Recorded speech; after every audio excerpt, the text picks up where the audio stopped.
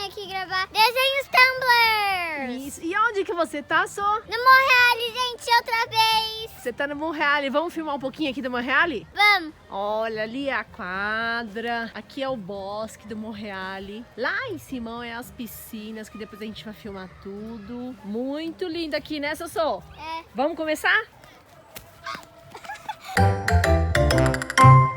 E nós vamos fazer, olha essa quadra aqui, que linda! E lá tá a turma Monreale, né, Sossô? É. E qual que vai ser nosso primeiro desenho? 2000 anos depois. A lua? Lua. Vamos começar pela lua, então? Vamos. O que nós vamos precisar? Somente giz. Vamos lá, começando a pintar.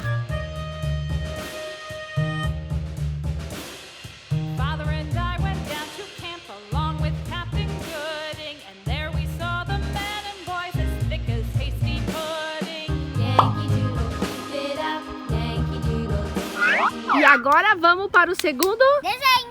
Vamos pintar de novo? Vai ser o cogumelo agora, gente. Então vamos. A gente já começou a fazer a primeira parte.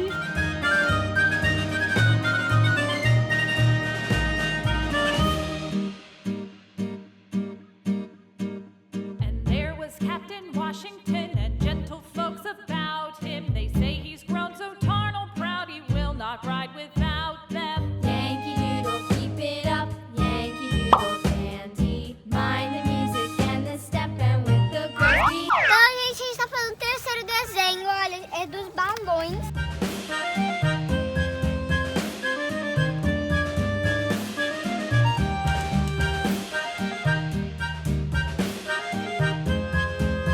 Tentar fazer a foto aqui, os balões, a Carol, a Sofia. Vamos ver agora, gente, se ficou igual. Então,